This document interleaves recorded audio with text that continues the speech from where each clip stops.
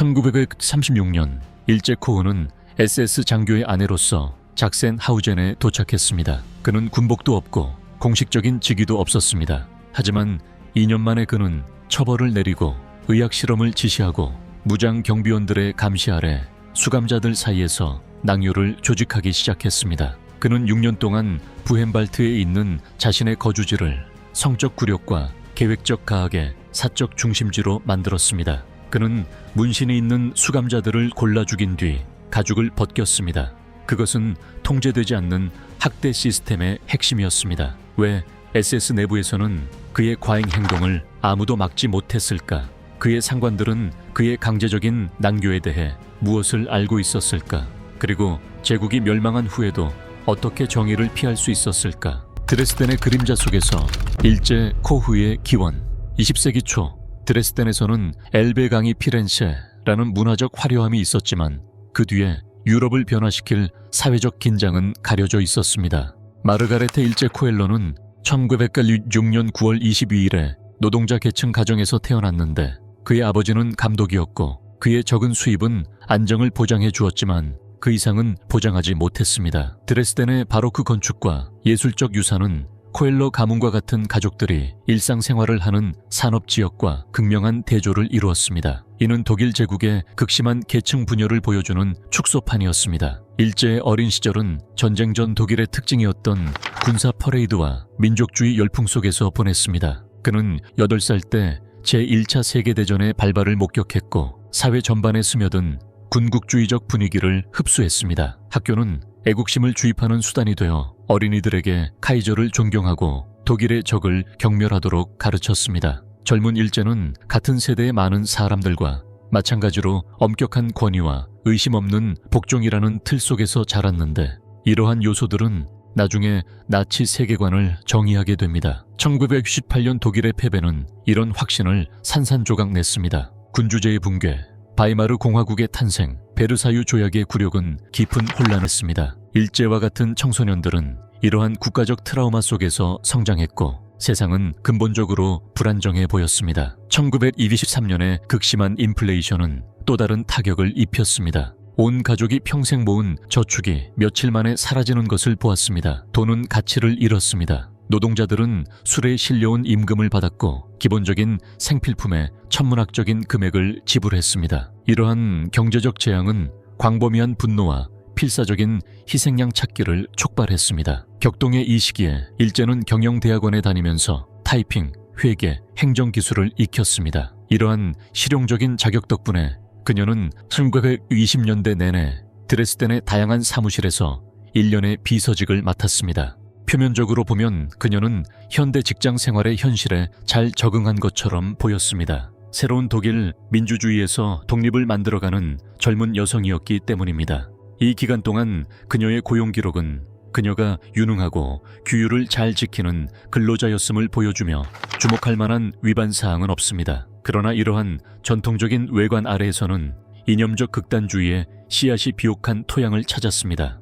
나치당은 독일의 위대함을 회복하겠다고 약속하며 수백만 명의 불만을 품은 시민들을 사로잡았습니다. 히틀러가 집권하기 1년 전인 1932년 일제 코엘러는 NSDAP에 가입했습니다. 이 결정은 그가 수동적인 불만에서 벗어나 독일을 전체주의 국가로 변모시키는 운동에 적극적으로 참여하는 전환점을 의미했습니다. 드레스덴이 위치한 작센주는 나치의 지지 기반이 되었으며 영향력 있는 당 간부들이 그 지역 전역에 긴밀한 네트워크를 구축했습니다. 일제와 같은 여성들에게 나치당은 독특한 비전을 제공했습니다. 나치 이념은 여성의 주된 의무로 모성을 강조하는 동시에 정권의 목적에 부합하는 한 여성이 공적 생활에 참여할 수 있는 길을 열어두었습니다. 제33제국은 여성을 인종적으로 순수하고 도덕적으로 올바르고 신체적으로 강건한 존재로 규정했습니다.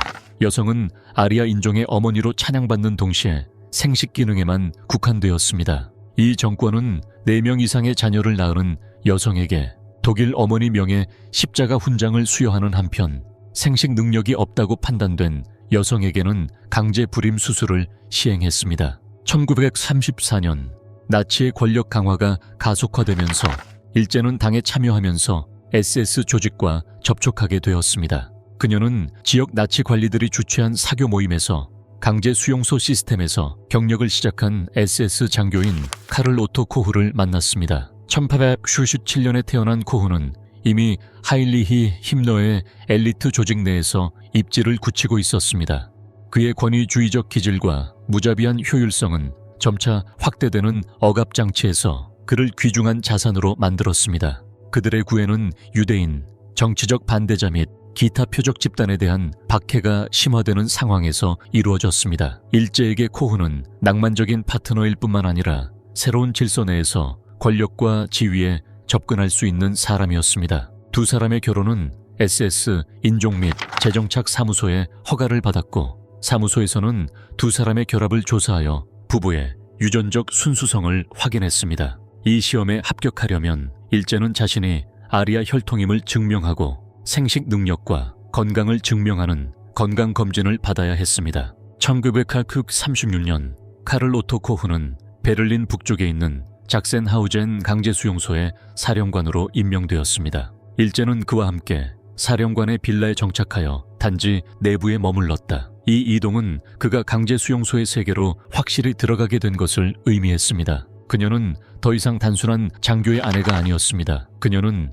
20세기의 가장 잔혹한 억압체제를 직접 목격한 사람이었습니다. 부헨발트의 마녀, 인간의 육체 속의 공포와 쾌락. 1937년 봄, 카를 오토 코흐는 바이마르 근처 에터스베르크라는 숲이 우거진 언덕에 새로운 강제수용소를 건설하라는 명령을 받았습니다. 역사적으로 시인 고에테의 산책과 연관 지어지는 자연의 아름다움이 있는 이곳은 부헨발트 너도밤나무 숲라는 이름으로 공포의 대명사가 되었습니다. 코흐 부부는 공포의 소굴로 이사하여 수용소 경계에서 불과 몇 미터 떨어진 우아한 빌레에 정착했습니다. 이는 사치와 고통 사이의 극심한 대조로 그들이 머물렀던 기간 내내 특징 지어졌습니다. 부헨발트는 나치 강제 수용소 시스템의 발전을 대표한다. 이전의 임시 수용소와는 달리 그 건축 양식은 세심한 계획을 반영했습니다. 반원형으로 배치된 33개의 막사는 전기 울타리, 감시탑, 격리, 도랑으로 둘러싸여 있었습니다. 수용소에는 강제 노동을 위한 산업작업장, 실험을 위한 의학연구실, 화장터, 그리고 고문 방법이 끊임없이 개선된 처벌시설인 악명 높은 벙커가 있었습니다. 이 시설은 수감자를 가두는 것뿐만 아니라 체계적으로 신체와 의지를 파괴하기 위해 설계되었습니다. 최초의 수감자들은 1937년 7월에 도착했는데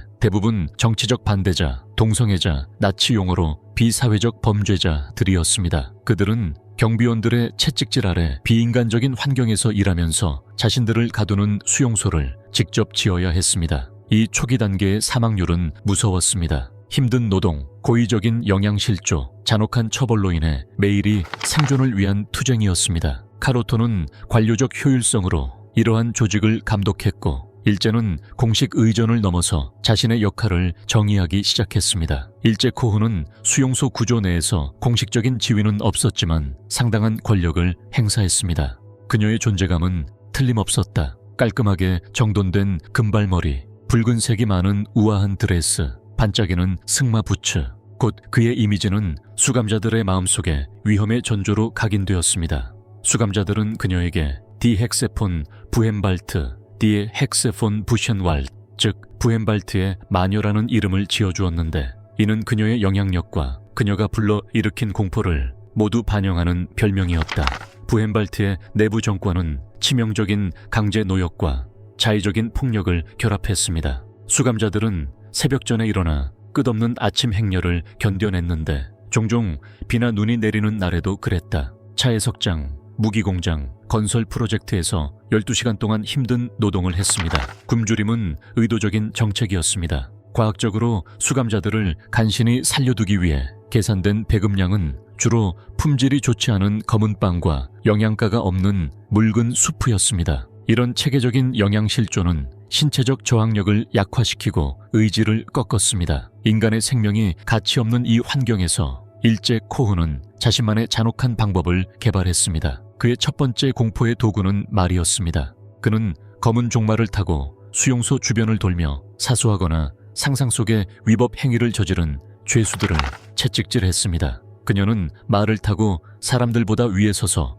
물리적으로 지배력을 확립했습니다. 일제 코흐를 나치 변태의 전설적인 인물로 만든 것은 그녀가 문신으로 새겨진 인간 피부에 매료되었기 때문입니다. 1939년경에 그는 몸에 정교한 문신을 한 죄수들에게 병적인 관심을 갖게 되었는데, 그 중에는 선원, 전과자, 팔이나 몸통에 예술적인 장식을 한 남자들이 있었다. 이러한 집착은 곧 하나의 체계로 자리 잡았습니다. 그는 흥미로운 문신을 한 수감자를 알아보고 간수들에게 지적하곤 했습니다. 며칠 후 이 수감자들은 사라졌습니다. 수용소 의사 에리히 바그너와의 관계로 인해 이 기괴한 관행은 더욱 심화되었습니다. 범죄의 지표로 문신을 사용하는 것에 대한 사이비 과학적 연구를 진행하던 바그너는 일제와 같은 관심을 가졌습니다. 그들은 함께 비공식적인 의전을 수립했습니다. 선택된 수감자들은 대개 독극물 주사를 통해 살해되었고, 그들의 시체는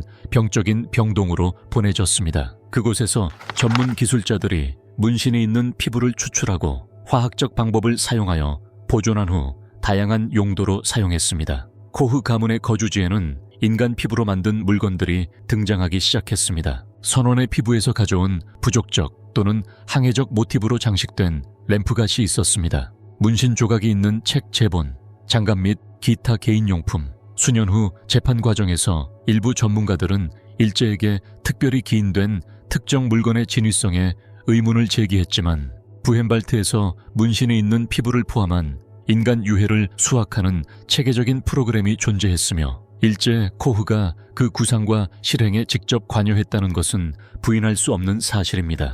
코흐, 바그너, 호벤과 다른 경찰관들 사이의 협력으로 잔혹함이 방법이자 오락이 되는 공모의 그물이 형성되었습니다. 빌라 코흐에서의 낭요는 SS 엘리트 사이에서 잘 알려진 의식이 되었습니다. 고위 장교들과 그들의 아내들은 술이 자유롭게 흘러넘치고 도덕적 장벽이 완전히 허물어진 사교 모임에 참석했습니다. 이러한 모임에는 종종 수감자들이 다양한 굴욕적인 행위를 강요받는 시청각이 포함되었습니다. 폭력적인 장면이 일반화되면서 인간의 고통은 사형 집행자들의 오락거리가 되었습니다. 부헨발트에서 일제 코흐의 권력은 사령관의 아내라는 그녀의 공식적인 지위를 초월했습니다. 그는 경비원과 경찰이 인정하는 권위 있는 인물이 되었고, 처벌이나 처형을 명령할 수도 있었습니다. 그들의 영향력은 이론적으로는 관할권 밖의 영역까지 확대되었습니다. 즉, 실험을 위한 수감자 선발, 특히 치명적인 임무 배정, 처벌 결정 등이 여기에 포함됩니다. 그녀는 단순히 시스템을 관찰하는 특권적인 사람이 아니었습니다. 그녀는 시스템 내에서 핵심적인 역할을 하는 사람이었죠. 1941년이 되자 그의 악명은 이미 해당 분야의 한계를 넘어섰습니다. 다른 수용소에서 이송된 수감자들 사이에서는 그녀를 만나기 전부터 마녀라는 평판이 자자했습니다. SS의 가장 높은 계층에서 일제 코흐는 존경과 우려의 시선을 동시에 받았습니다. 그녀의 뻔뻔스러움과 과잉 행동은 체계적인 잔혹 행위를 기반으로 한 체제에서도 두드러졌습니다. 하지만 제3제국이 유럽을 승리로 이끌면서 그녀의 입장은 난공불락처럼 보였습니다. 세계대전이 한창인 가운데 누가 유능한 지휘관의 아내를 의심하겠습니까? 그러나 그 해에 이미 몰락의 첫 조각들이 움직이기 시작했습니다. 나치만큼 잔혹한 체제에서는 내부 부패가 용납되지 않았습니다. 그리고 코흐 가문은 오만함으로 인해 SS 내부에서도 적을 쌓기 시작했습니다. 부헨발트의 마녀는 곧 자신의 마녀 지표에 직면하게 될 터였는데, 그것은 제국에서 흔히 볼 수 있었던 잔혹함 때문이 아니라 나치 체제가 용서할 수 없는 것, 즉 국가를 희생시키면서 경제적 부패와 개인적 이익을 취한 것 때문이었다. 섹스, 사디즘, 그리고 침묵, 코흐 부부의 사적인 서커스. 수감자들이 정성껏 가꾸었던 우아한 홀과 정원이 있는 코흐 저택은 대량 고통 속에서도 특권의 요새처럼 우뚝 솟아 있었습니다. 창문을 통해 수천 명의 사람들이 비인간적인 환경 속에 갇혀있던 막사를 볼 수 있었지만 성벽 안에는 사치가 가득했습니다. 이 거주지는 나치 정권의 공식적인 가학성이 코흐 부부의 개인적 변태성과 합쳐져 사적인 잔혹 행위의 진원지가 되었습니다. 권력의 성적 대상화는 일제가 다른 사람의 신체를 통제하는 데서 가장 왜곡된 형태로 드러났습니다. 일반적인 관행은 그의 거주지에서 가정부로 일할 죄수를 선발하여 끊임없이 굴욕을 주는 것이었습니다. 그녀는 굶주림으로 쇠약해진 그들의 몸을 경멸스럽게 언급하면서 벌거벗은 채로 그들에게 목욕을 시키려고 했습니다. 너 좀 봐. 정말 뼈대만 앙상하고 못생겼잖아. 그녀는 머리를 말리거나 빗어달라고 요구하면서 말했다. 그녀의 풍만한 몸매와 뼈대만 남은 죄수들 사이의 대조는 의도적으로 만들어진 굴욕의 일부였습니다. 일제는 특별한 도발 방법을 개발했다. 그녀는 종종 수감자에게는 금지된 색깔인 진한 빨간색의 몸에 꼭 끼는 드레스를 입고 수용소 주변을 행진했고 작업 그룹 근처에서 도발적인 포즈를 취하곤 했습니다. 그녀를 잠깐이라도 쳐다보는 수감자는 즉시 처벌을 받았다. 이런 체계적인 함정은 억압된 욕망을 비난으로 바꾸어 성을 심리적 고문의 또 다른 형태로 사용했습니다. 경비원의 눈을 마주치는 것만으로도 죽음을 의미할 수 있는 환경에서 일제는 자신의 신체적 존재를 공포의 지뢰밭으로 바꿔놓았습니다. 그들의 잔혹함은 피해자의 성별에 따라 특정한 형태로 나타났습니다.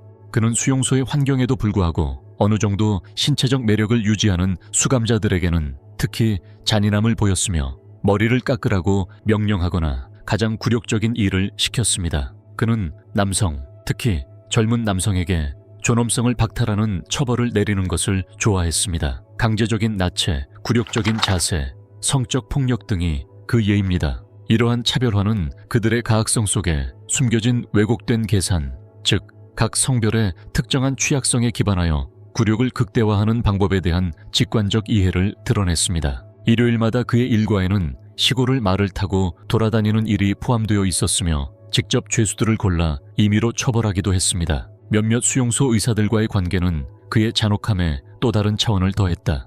문신을 범죄의 지표로 여겼던 병리학자 에리히 바그너 박사는 일제와 열정적인 협력 관계를 맺었습니다. 그들은 함께 인간 피부 조각을 기록, 분류, 보존하는 시스템을 개발했습니다. 흥미로운 문신을 한 수감자들은 제거되기 전에 사진을 찍어서 기괴한 목록을 만들었습니다. 사망 후 대개 피부 손상을 막기 위해 치명적 주사를 맞음. 숙련된 기술자들이 문신 조각을 꼼꼼히 제거하고 화학적으로 처리한 후 다양한 장식용으로 준비했습니다. 일제는 또한 부헨발트의 수석 의사이자 수많은 치명적인 실험을 담당했던 발데마르 호벤 박사와 가까운 관계였습니다. 발진 티푸스와 독성 물질에 대한 연구로 유명한 호벤은 일제가 일부 시술을 견학하는 것을 허용했습니다. 후대에 전해진 바에 따르면 그녀는 실험 주사를 맞는 환자들의 반응을 면밀히 관찰하며 정확한 사망 순간에 특별한 관심을 보였다고 합니다. 삶과 죽음의 경계에 대한 이러한 매혹은 그의 변태성의 또 다른 차원을 나타내며 병적인 호기심과 가학적 쾌락이 융합되었습니다. 일제가 목격하고 명령한 강간은 부헨발트에서 자행된 테러 시스템의 일부였다. 이는 자발적인 행동이 아니라 그의 감독하에 조직된 절차였습니다. 어떤 경우에는 교도관들이 지켜보는 가운데 남성 수감자들이 여성 수감자들을 강간하도록 강요당하기도 했습니다. 어떤 교도소에서는 동성애자 수감자들이 여성과 성적 행위를 하도록 강요당했으며 성적 취향에 대한 처벌로 성폭력을 당하기도 했습니다. 이런 에피소드는 시청자를 위한 오락거리일 뿐만 아니라 피해자들의 존엄성과 회복력을 체계적으로 파괴하려는 의도를 가지고 있었습니다. 이런 관행에 대한 증언은 한 가지 소름 돋는 세부 사항에서 일치합니다. 바로 이런 세션 동안 일제의 표정입니다. 살아남은 수감자들은 그의 얼굴이 어떻게 변했는지, 다른 사람들의 고통에 성적 흥분을 느낀 흔적이 뚜렷하게 드러났는지 설명했습니다. 한 폴란드 전직 수감자는 이렇게 증언했습니다. 그의 눈은 빛났고 숨은 눈에 띄게 가빠졌습니다. 그는 우리의 굴욕이 주는 쾌감을 감출 수 없었습니다. 잔인함과 성적 각성 사이의 직접적인 연관성은 일제 코흐의 특정한 병리학적 특징을 정의합니다. 즉, 나치 체제의 이념적 정당성을 초월하여 개인적 변태로 드러난 가학성입니다. SS 장교들 사이에서 일제의 행동에 대한 태도는 열광적인 참여에서부터 침묵 속의 불편함까지 다양했습니다. 어떤 사람들은 다른 사람들의 고통에 대한 그의 매혹을 온전히 공유했습니다. 다른 사람들은 그녀의 과잉 행동이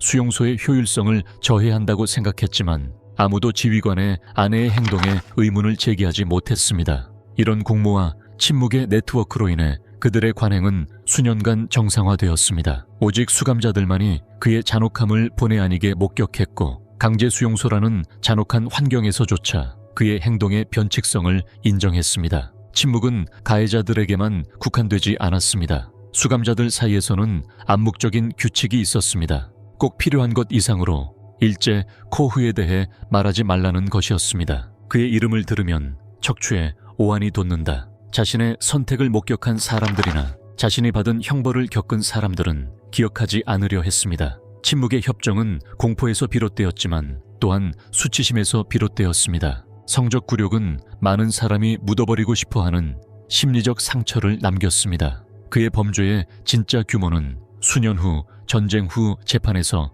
생존자들이 마침내 안전한 환경에서 증언할 수 있을 때까지는 드러나지 않았습니다. 일제의 영향력은 그녀의 거주지와 수용소 경계를 넘어 확대되었습니다. 인근 도시인 바이마르에서 그녀는 고급 상점에서 까다로운 고객으로 유명했으며 옷, 보석, 사치품에 상당한 금액을 썼습니다. 수감자들로부터 조직적으로 훔친 이 돈의 출처는 공공연한 비밀이었습니다.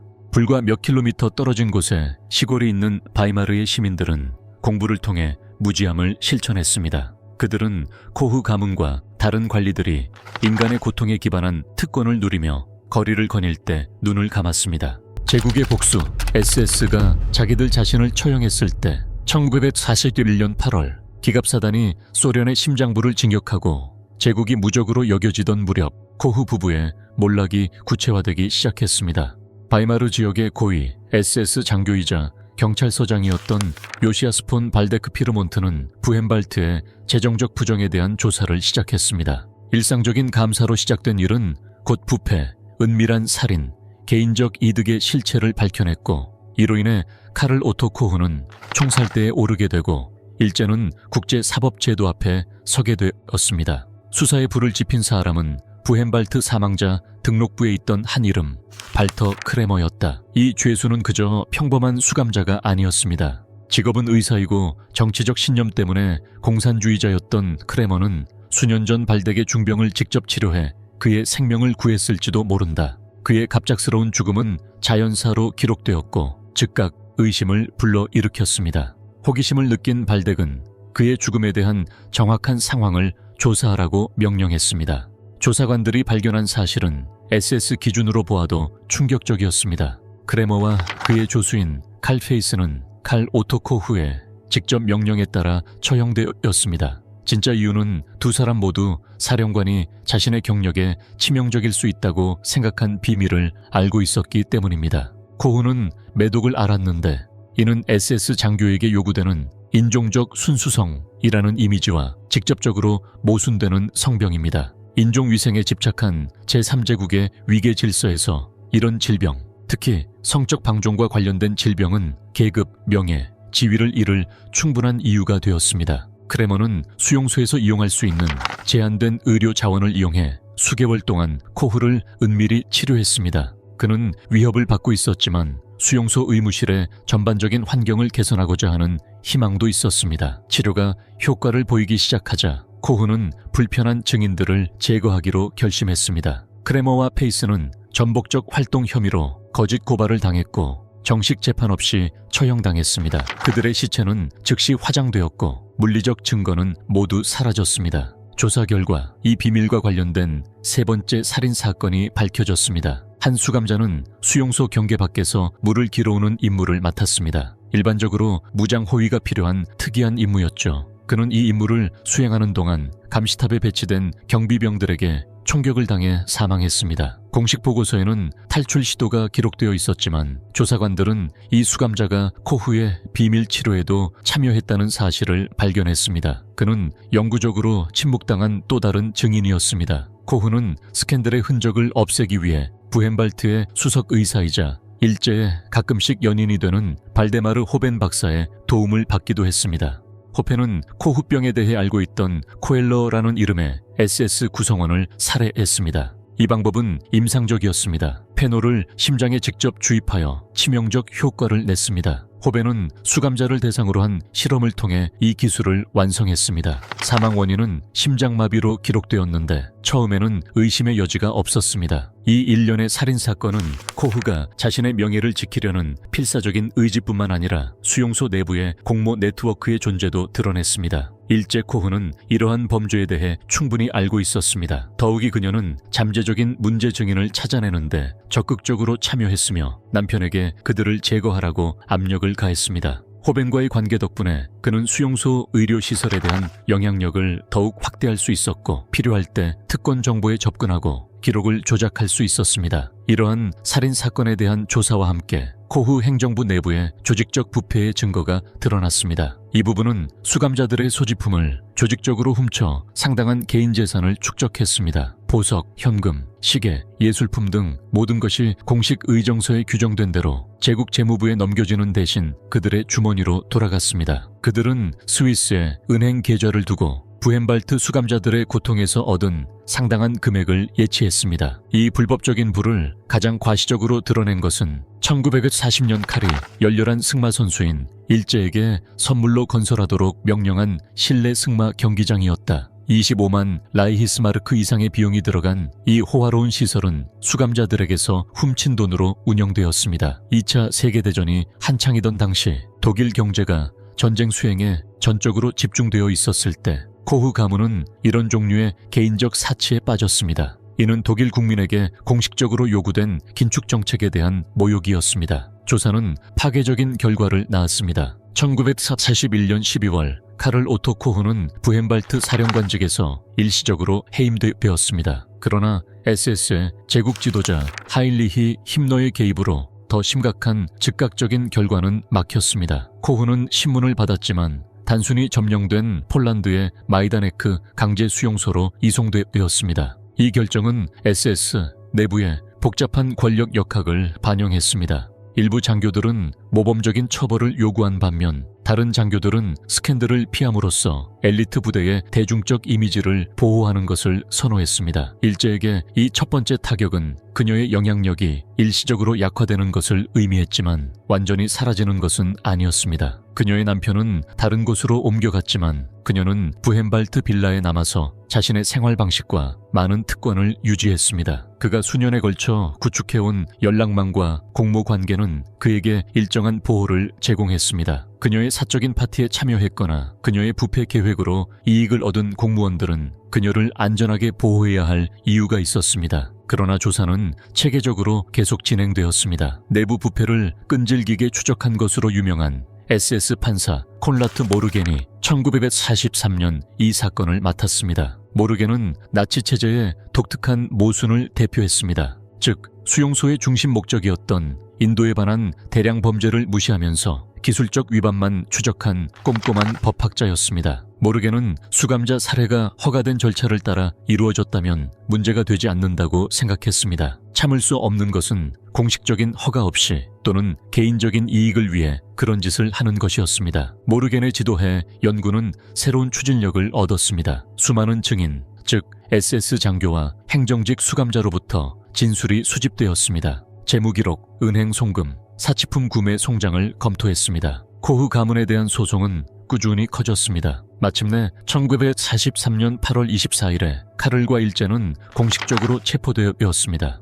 그들에 대한 재판은 대중의 감시를 받지 않는 내부 SS 법원에서 진행되었습니다. 카를 오토 코흐는 제국 자금 횡령, 재산 횡령, 수감자 무단 살인, 공식 문서 위조 등의 심각한 혐의를 받았습니다. SS 재판소는 1944년 12월에 그에게 유죄 판결을 내리고 사형을 선고했는데 이는 제국이 무너지기 시작했음에도 불구하고 규율 통제를 유지하려는 힘너의 결의를 반영하는 비정상적으로 가혹한 처벌이었습니다. 일제 코흐는 횡령과 불법 이득 공모 혐의로 기소되었습니다. 놀랍게도 그 기소 내용에는 수감자들에 대한 그의 잔혹 행위나 인간 피부로 만든 물건 수집에 대한 언급이 전혀 없었습니다. SS 사법부의 왜곡된 관점에서 보면 이는 기소 가능한 범죄에 해당하지 않았습니다. 법원은 결정적인 증거가 부족하다는 이유로 그녀에게 무죄 판결을 내렸는데 주된 이유는 그녀의 재정 기록이 주로 그녀의 남편 명의로 되어 있었기 때문이다.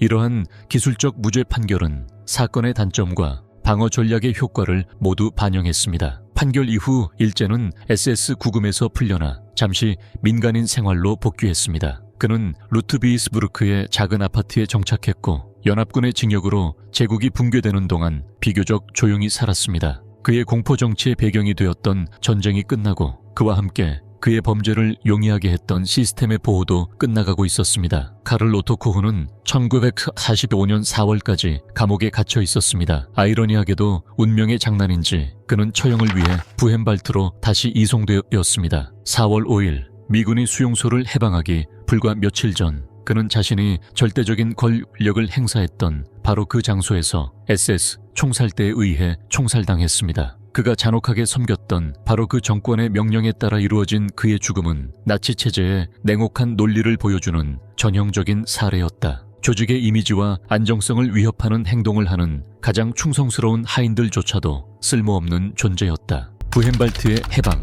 제국이 묻어버리고 싶어 했던 진실. 1945년 4월 연합군의 끊임없는 징역으로 제3제국이 무너지면서 부헨발트는 눈에 띄는 긴장감으로 떨렸습니다. 수년간의 강제노동과 체계적인 기아로 지쳐 있던 수감자들은 근본적인 무언가가 변화하고 있다는 것을 느꼈습니다. 멀리서 들려오는 포격 소리가 날이 갈수록 가까워졌습니다. 불안한 경비원들은 문서를 태우고 대피 준비를 했습니다. 메시지는 분명했습니다. 미국인들이 다가오고 있으며 SS는 자신들의 범죄에 대한 증거를 지울 계획이었습니다. 시골 지역의 인구가 위험 수준에 도달했습니다. 4만 8천 명이 넘는 사람들이 그 절반의 인원을 수용하도록 설계된 시설에 몰려 있었습니다. 이러한 인구 과잉은 소련의 진격에 맞서 동부 수용소를 대피시키는 나치 정책의 결과였다. 뼈만 남은 수감자들이 아우슈비츠, 그로스로젠 및 기타 수용소에서 긴 대열로 도착했고 많은 수감자가 도중에 죽었습니다. 살아남은 사람들은 부헨발트에서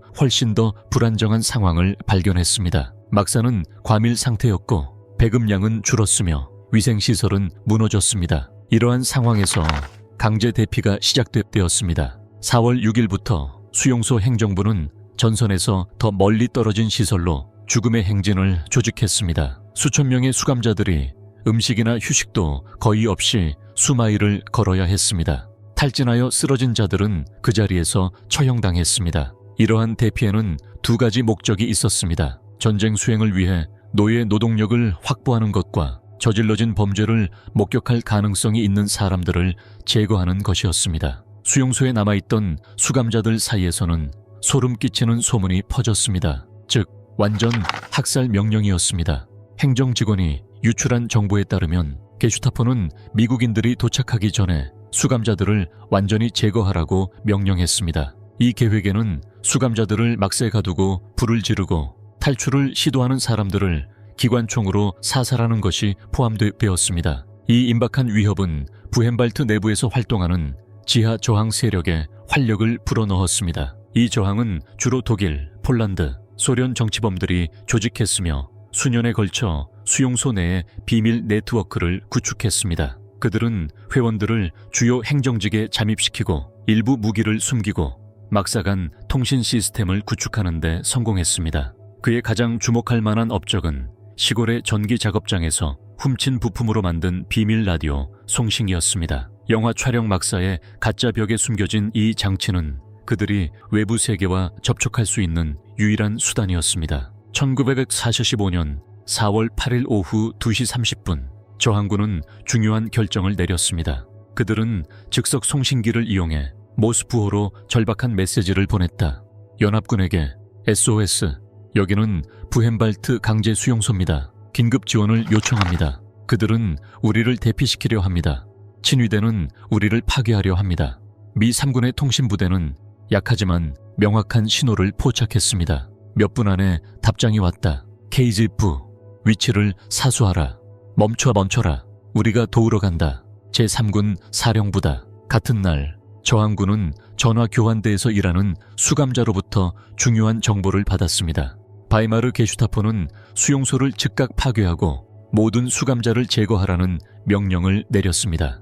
비상한 용기와 재치로 호출에 응답한 수감자는 SS 장교인 척하며 이렇게 대답했습니다. 알겠습니다. 명령대로 파괴가 이미 진행되었습니다. 수용소는 완전히 파괴되었습니다. 이 대담한 거짓말은 나치 당국을 일시적으로 혼란스럽게 했고 수감자들에게 귀중한 시간을 벌어주었습니다. 4월 11일 대피가 강화되고 상황이 절박해지자 저항 세력이 행동을 취했습니다. 그들은 이전에 일부 무기, 주로 즉석에서 만든 칼과 도난한 권총을 선별된 수감자 집단에게 분배했습니다.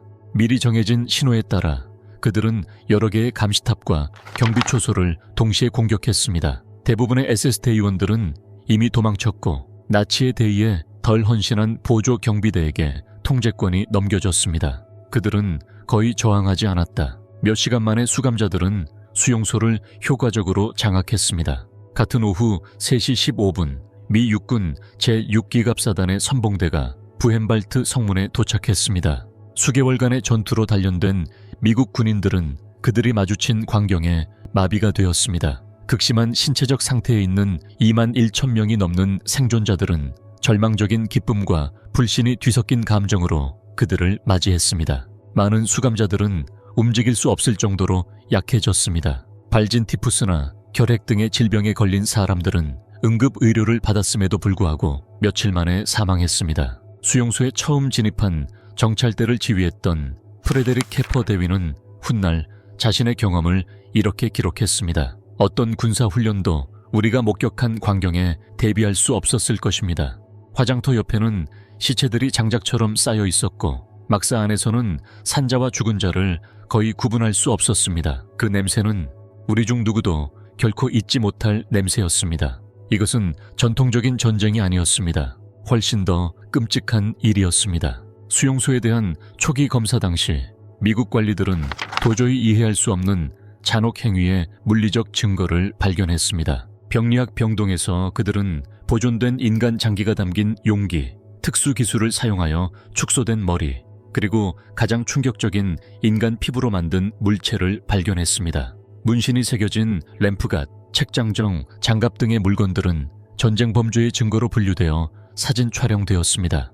수용소의 기록 보관소는 부분적으로 불타버렸지만 회수가 가능했고 그곳에서 수행된 의학 실험에 대한 자세한 기록을 발견했습니다. 의도적인 병원체 감염, 굶주림 및 추위 저항 테스트, 실험 물질의 치명적 주사에 대한 문서화, 참석 의사 이름, 사용된 피험자 수, 생존 통계. 그 잔혹함은 독일 관료주의의 정밀함으로 꼼꼼하게 기록되었습니다. 제3군 사령관 조지 S. 패튼 장군은 부헨발트가 해방된 지 며칠 후에 이곳을 방문했습니다. 목격자들에 따르면 그의 반응은 공포, 분노, 그리고 결의가 뒤섞인 것이었다. 전 세계가 이걸 보길 바란다고 그는 명령했다. 저는 증인이 필요합니다. 어느 날 이 일이 일어나지 않았다고 말할 수 있는 사람이 없기를 바랍니다. 이러한 지시에 따라 1945년 4월 16일 인근 도시 바이마르에 사는 독일 민간인 1,000명이 강제로 수용소를 방문하여 집에서 몇 마일 떨어진 곳에서 자행되는 잔혹 행위를 직접 목격해야 했습니다. 이러한 강제 방문은 역사적인 사진 속에 포착되었습니다. 깔끔한 차림의 중산층 독일 남성과 여성이 시체가 줄지어 서 있는 사이를 걷거나 화장터 앞을 지나가는 모습입니다. 어떤 사람들은 얼굴을 가리고 어떤 사람들은 울고 많은 사람들이 믿을 수 없다는 표정을 짓습니다. 어떤 사람들이 모른다고 변명하자 미국 관리들은 수년 동안 화장터 굴뚝에서 피어오르던 연기를 지적하며 그 연기는 도시에서도 볼 수 있었고 바람이 바이마르 쪽으로 정기적으로 불어오는 특유의 냄새도 지적했다. 해방자들 사이에서 일제 코후라는 이름은 금세 공포의 상징으로 떠올랐습니다. 생존자들은 그녀에 대해 뚜렷한 두려움을 가지고 이야기했고 미국 군인들이 믿기 어려워하는 표현으로 그녀의 잔혹함을 묘사했습니다. 그녀가 직접 수집한 것으로 추정되는 인간 피부 물건들은 그녀의 사디즘을 증명하는 중요한 증거가 되었습니다. 일제는 더 이상 부헨발트에 없었지만 그녀는 몇 달 전 SS에 의해 체포되었다가 나중에 풀려났음. 그녀의 공포의 유산은 그대로 남아있었습니다. 부헨발트 해방으로 세계는 홀로코스트에 대한 최초의 다큐멘터리 영상을 접하게 되었다. 미 육군 영화 제작진은 수용소와 그 시설, 그리고 생존자들을 광범위하게 촬영했습니다. 이러한 이미지는 전문적인 사진과 함께 국제적으로 배포되었습니다. 그 영향은 즉각적이고 깊었습니다. 서구의 많은 사람들에게 그것은 나치 강제 수용소 시스템의 실체를 처음으로 시각적으로 보여준 것이었습니다. 라이프지의 사진작가인 마가렛 버크 화이트는 해방된 부헨발트의 가장 상징적인 사진 몇 장을 만들어냈습니다. 철조망 뒤에 숨은 생존자, 쌓인 시체, 화장터의 모습을 담은 그의 사진은 후대에게 홀로코스트의 시각적 표현을 정의했습니다. 그녀 스스로도 이렇게 썼습니다. 저는 카메라를 제 예민함과 제가 목격한 공포 사이의 보호막으로 삼았습니다. 나중에 사진을 현상하고 나서야 비로소 현실을 온전히 느낄 수 있었습니다. 부헨발트에서 수집된 문서는 미래의 전쟁 범죄 재판에 결정적인 역할을 했습니다. 미군 인원들은 전쟁부의 지시에 따라 물리적 증거를 꼼꼼히 목록화하고 생존자들의 선서 증언을 수집하고 수용소 행정 기록을 보존했습니다. 이러한 법의학적 방법론은 다른 해방 수용소에서도 적용되어 반인륜 범죄에 대한 국제적 판례의 기초를 마련하게 될 것입니다. 생존자들에게 해방은 포로 생활의 끝을 의미했지만 고통의 끝은 아니었습니다. 많은 사람들은 그들이 온 가족의 유일한 생존자라는 사실을 알게 되었습니다. 유대인 공동체 전체가 박멸되었습니다. 주택과 재산은 압수되거나 파괴되었습니다. 정상으로 복귀하는 것은 불가능했습니다. 일부는 소련의 통제하에 있는 국가로 돌아갈 수 없거나 자신들을 배신한 사회로 돌아가기를 꺼려 수년간 이주민 수용소에 머물렀습니다. 부헨발트의 해방은 다른 수용소의 해방과 마찬가지로 제국이 필사적으로 숨기려 했던 진실을 드러냈습니다. 즉, 역사적으로 전례가 없는 산업화된 죽음과 고문 시스템의 존재였습니다. 회수된 물리적 증거, 증언, 문서는 나치의 잔혹함의 정도를 보여줄 뿐만 아니라 인간이 타인에게 가할 수 있는 범죄에 대한 전 세계적 이해를 근본적으로 바꿔놓을 것입니다. 그리고 체계적 잔혹함이 만연한 이 풍경 속에서 일제 코후와 같은 인물은 절대 권력이 어떻게 절대적으로 부패하는지를 보여주는 전형적인 사례로 돋보일 것입니다. 심판의 날, 가장 악명 높은 나치 교도관의 자살.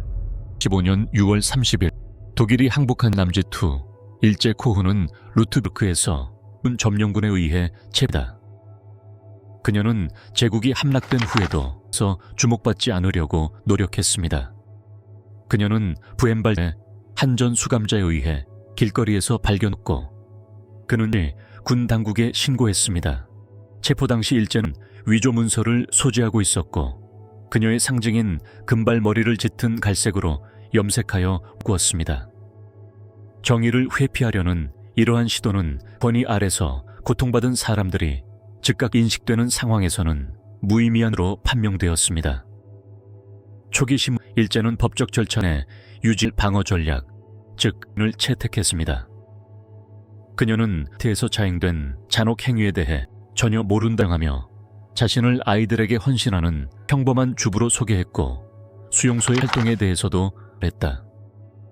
그는 수감자 구역에 듣습니다 라고 말했습니다. 남편은 농사일에 대해 얘기하지 않았어요. 저는 오로지 집과 아이들에 집중. 순진한 생활을 묘사한 이 이미지는 그녀를 수용소에서 가장 잔혹한 행위의 중심에 두는 수백 건과 극명한 대조를 이루었습니다. 북당국은 정식 재판을 위한 증거를 수집하는 동안 그녀를 구금했습니다. 그는 나치 전쟁 범죄에 대한 책임자들을 법의 심판대에 세우기 위한 과미한 노력의 일환이었습니다. 제국의 최고 지도자들이 뉘른베르크 국제군사재판에 회한 반면 미국의 군사진 다하우에 설립되어 강제 수용소와 직접 관련된 하급 인원을 쟀습니다. 1901년 4월 11일 부헨발트판 미국 요시아스 프린스 추에 이 공식적으로 다하우 강제 수용 시작되었습니다. 이 수용소는 당시 군사재판으로 바뀌었습니다. 301명의 피고인 중 일제 코후는 유일한 여성이었습니다. 차분한 차림새에 유지한 그녀는 전쟁과 반인륜 범죄를 저지르기 위한 공동계획에 가담했다. 는 혐의에 직면했는데 이는 조직적 범죄 아래에서 그녀의 여러 가지 잔혹 행위를 포괄하는 법적 공식이었다. 수석검사인 윌리엄 댄슨 중령은 꼼꼼하게 구성된 사건을 제시했습니다. 200명이 넘는 증인, 주로 전직 수감자들이 잔혹 행위에 대해 자세히 증언했습니다. 가장 충긴 비난은 문신이 새겨진 인간 피부로 만든 미션과 관련된 것이었습니다. 전직 수감자들은 그가 말을 타고 있을 때 예술적인 문신을 한 숲 골라내어 승마 채찍으로 가리키곤 했다고 설명했습니다. 그 몸짓은 선고나 다름없었습니다. 또한 많은 목격자들이 구타와 고문에 직접 가담했던 했습니다. 한전 소련 포로가 증언했습니다. 코후 처벌을 명령했을 뿐만 아니라 집행하는 경우도 많았습니다. 그녀가 미소를 지으며 젊남성을 의식을 잃게 때리는 것 보았습니다. 다른 사람들은 그녀가 수감자들에게 적인 옷을 입혀 성적 자극을 가한 다음 그녀를 쳐다보는 사람들에게 엄처벌을 명령했다고 설명했습니다. 법원에서 임명한 미고사가 주도한 일제의 변호는 증인들의 신뢰성에 의문을 제기하고 잔혹 행위에 직접 연루되었다는 사실을 부인하는 데 집중했습니다. 그는 많은 증언이 전직 수감자들의 보복적인 과장이거나 신호 착각의 사례라고 주장했다. 인간 피부 물건과 그녀의 변호인은 그 물건이 부헨발트에 있지만 그것이 그녀와 개인적으로 연결될 수 있는 결정적인 증거는 없다고 주장했습니다. 그 전략은 그의 직업에 대해 충분히적인 의심을 조성하는 것이 목이었습니다. 재판 중에 한 사건이 발생했습니다. 코후가 임신한 것입니다.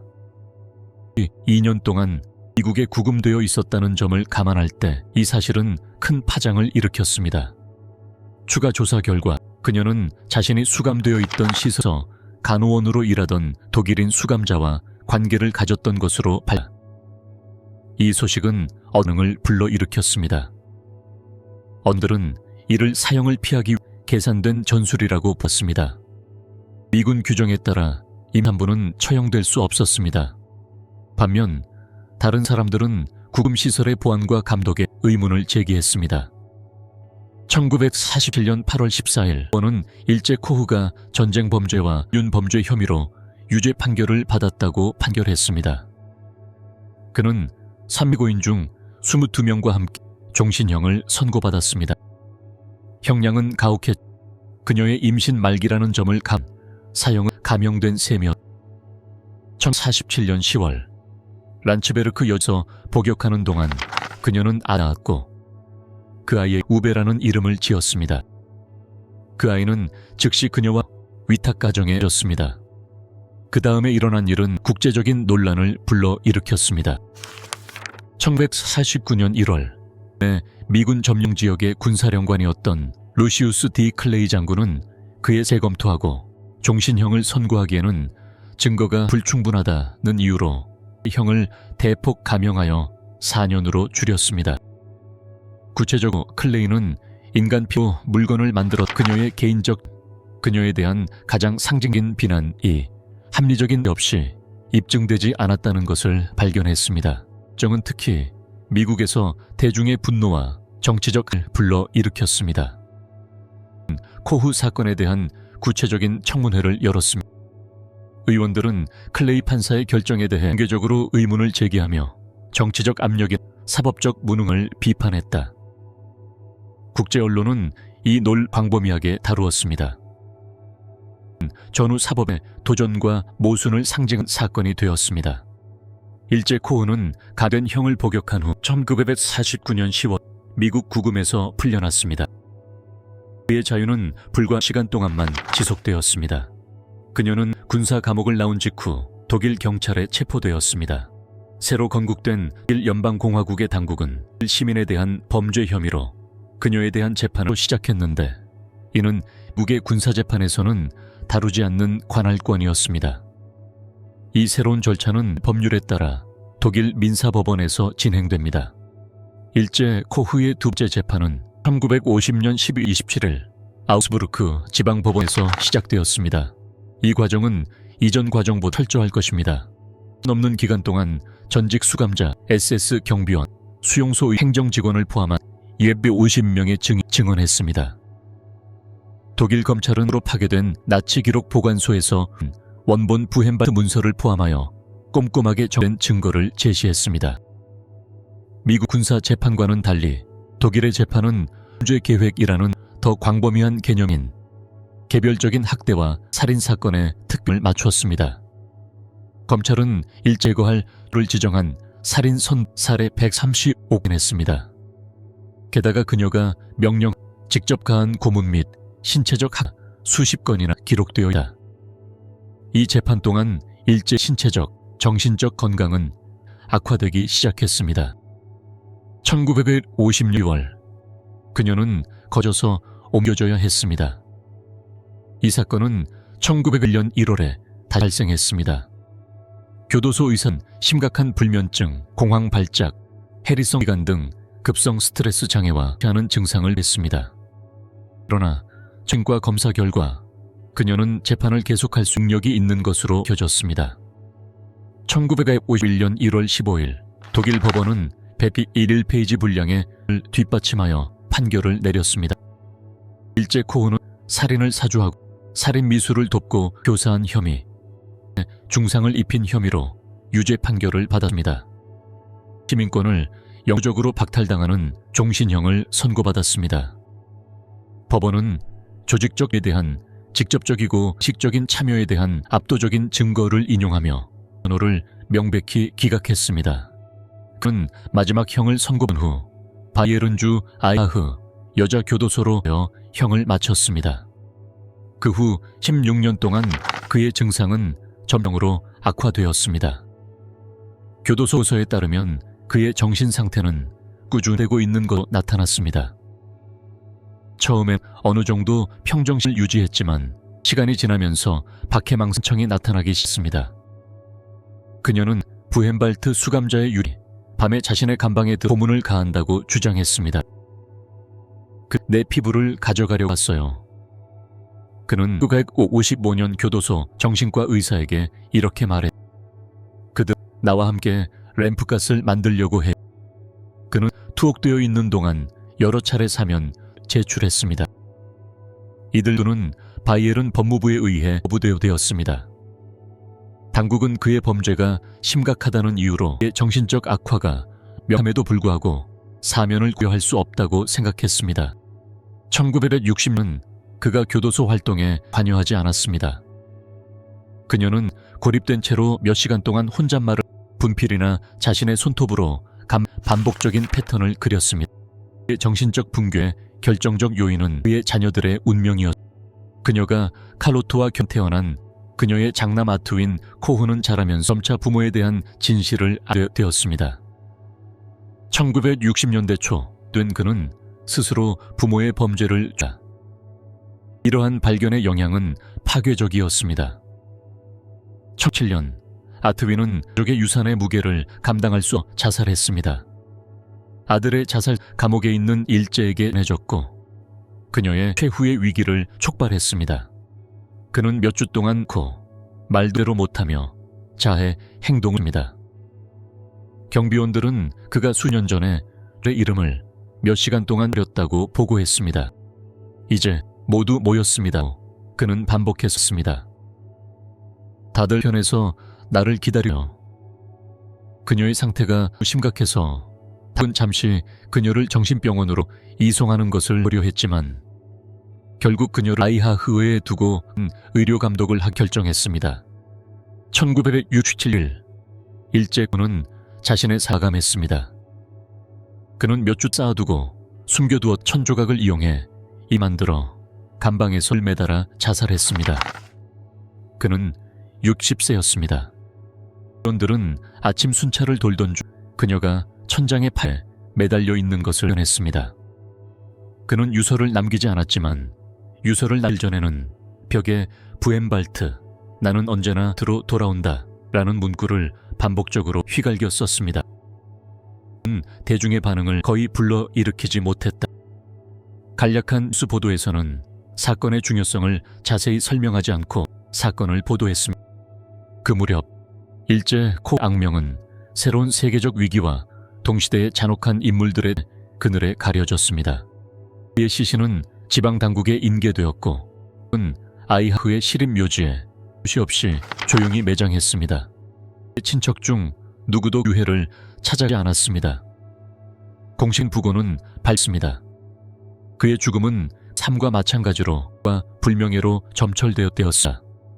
일제 코후 사건은 거된 잔혹함의 시스템 내에서의 개인적 가학성에 대한 전연구로 남아 있습니다. 위에서 내용에 복종했다 주장하는 많은 가해자와는 달리 그들의 수용소의 기능적 필요를 초월했습니다. 그의 잔인함은 단지 도구것이 아니라 표현적인 것이었습니다. 다른 사람의 고통에서 느끼는 개인적인 기쁨의 표현. 이러한 차원은 그녀를 나치 범죄자들의 패턴에서 두드러지게 하며 모든 도덕학이 제거되었을 때 인간이 타락할 수 있는 능력에 대한 불안한 의문을 지합니다. 일제 코후에 대한 법적 절차는 반인류에 대한 국제 판례에서 중요한 선례를 이겼습니다. 그는 범국가 체제 내에서 저질러진 잔혹 행위를 기소하는데 이 법은 생존자 증언을 평가하고 비공식적인 지위 계통을 문서화하고 서면 없는 경우 상황 증거를 고려하기 위한 기준을 확립했습니다. 이 혁신은 다양한적 맥락에서 전범에 대한 기소에 영향을 것입니다. 부헨발트의 문화적 유는 복잡한 식으로 지속왔습니다. 그의 모습은 많은 소설, 다큐멘터리, 역사 분석에 등장했습니다. 이는 종종 제도화의 잔혹함을 보여주는 전형으로 여겨지며 극인 폭력을 남성 가해자와 체계적으로 연기하는 경향과 대조됩니다. 일부 묘사는 선정주의적이서 나치 체제에서 그의 역할에 대한 심층적인 분석을 하고 그의 범죄에 강조했습니다. 부헨발트 생존자들에게 일제 코후의 죽음은 적이기는 하지만 충분한 마무리가 못했습니다. 많은 사람은 어떠한 처벌도 가해진 고통을 적절히 보상할 수 없다고 말했다. 다른 사람들은 그녀의 정신적 악화, 결국 자살한 것은 일종의 시적이라고 주장했습니다. 즉, 그녀가 입힌 신체적 고통이 고통을 반영한다는 것입니다. 하지만 대부분의 경우 회복 과정은 개별 가해자의 운명이 아니라 산산이 조각난 삶을 하는 데 있습니다. 그의 이후 수십 년이 지났지 역사가들은 코후 사건의 다양한 측면에 대해 계속 어리고 있다. 일부 사람들은 그의 컬렉션에 속한다고 여겨지는 특정 물건의 진위성에 의문을 제기, 후대의 설명에서 과장된 부분이 발견되고 지적합니다. 다른 사람들은 그녀의 성별이 그 미디어와 사법적 처우에 영향을 미쳤는지 조사하며 그녀의 성별이 그녀의 범죄에 대한 대중의 관심을 주장합니다. 이러한 논쟁은 홀로코스트 역사학에서 기록적 엄격성과 고통에 대한 윤리적 표현 사이에 엄미한 긴장을 팝니다. 의심할 여지 없이 남아있는 것은 그들이 비인간화와 박멸을 위해 시스템에 참여하고 근본적인 현실이다. 일제 코후는 후에 신화되었음에도 불구하고 인류에 대한 범죄에 기꺼이 열광적으로 참여했습니다. 드레스 이서관에서 강제수 테러의 상징적 인물로 거듭 그녀의 개인적인 여정은 이념 외 개인적 성향이 특정 역사적 상황에 처질 때 평범한 개인이 어떻게 엄청난 잔혹 행위를 저지르는 사람이 될 수 있는지를 보여줍니다. 일제 코후의 인생의 마지막 장은 망상, 편집, 자기 파괴로 되어 있으며 어떤 법원 판결보다 더 깊은 형태의 정의다. 그의 정신은 그가 공포를 역으로 재생산 감옥이 되었습니다. 그가 감방에서 받고 주장한 유령은 환각이 아니라 직접적으로 부인해도 완전히 할 수 없는 죄책감의 표현이었습니다. 자살은 처벌을 피하기 위한 것이라기보다는 제국의 몰락 이후 그녀 온 내면에 판한 최후의 항복으로 해석될 수 있습니다. 더 넓은 의미, 일제 코후의 이야기는 책임없이 절대 권력과에 대한 보편적인 교훈을 제공합니다. 그것은 인간성 없는 전체 계층을 인간화하는 이념적 체계가 개인의 가학성이 통제 없이 벌 수 있는 환경을 형하는지 보여줍니다. 이 사례는 잔혹에 대한 진정한 보호가 단순히 후에 가해자를 처벌하는 데 있는 것이 아니라 근본적인 윤리적 보호 장치를 잰 증오 이념과 구조에 대한 끊임없는 하는 데 있다는 것을 확시켜줍니다. 코후의 유해가 묻힌 무덤은 표시가 없으며 불명예로 절된 그의 삶에 어울려 종말을 상징합니다. 기도 없고 기념 행사도 없고 긍정적인 유산도 없습니다. 오직 인간 가장 어두운 경계를 정인동에 대한 기억만이 남아있을 뿐입니다. 그가 마땅히 받아야 할 죽음으로 그의 개인적 사건은 공식적으로 종결되었지만 대량 학살 이후 그 존재가 제기한 본성, 도덕 책임, 정의에 대한 의무는